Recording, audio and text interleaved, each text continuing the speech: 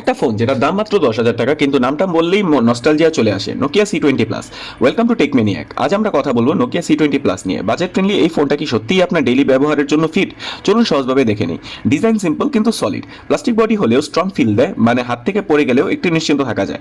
Display 6.5 inch HD+, scrolling বা YouTube দেখা যাবে আরামে, তবে খুব শার্প নয়। প্রসেসর হিসেবে আছে ইউনিসক SC9863A, সাথে 2 বা 3 GB র্যাম। অ্যান্ড্রয়েড গো এডিশনে চলে, তাই বেসিক অ্যাপ যেমন Facebook light, WhatsApp, YouTube smooth চলে, তবে মাল্টিটাস্ক বা হেভি গেমিং এক্সপেক্ট করা যাবে না। রিয়ারে আছে 8 megapixel plus 2 megapixel dual camera, আর সামনে 5 MP সেলফি। ডে লাইটে অ্যাভারেজ ফটো আসে, সোশ্যাল মিডিয়া আপলোডের জন্য ঠিক আছে। নাইটে ডিটেল কমে যায়, কিন্তু এই বাজেটে ঠিকই ম্যানেজেবল। ব্যাটারি 4950 mAh, মানে একদিন অনায়াসে চলবে। চার্জিং একটু স্লো, কারণ 10 ওয়াট চার্জার ইউজ করতে হয়।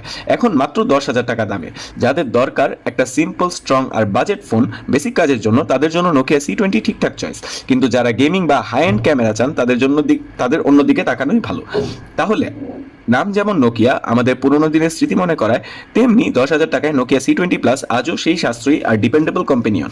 ভিডিও ভালো লেগে থাকলে অবশ্যই লাইক দিন, টেকমিনিয়াকে সাবস্ক্রাইব করুন আর বেল আইকন চাপতে ভুলবেন না, কারণ এখানে প্রতিদিনই পাবেন নতুন নতুন মোবাইল রিভিউ।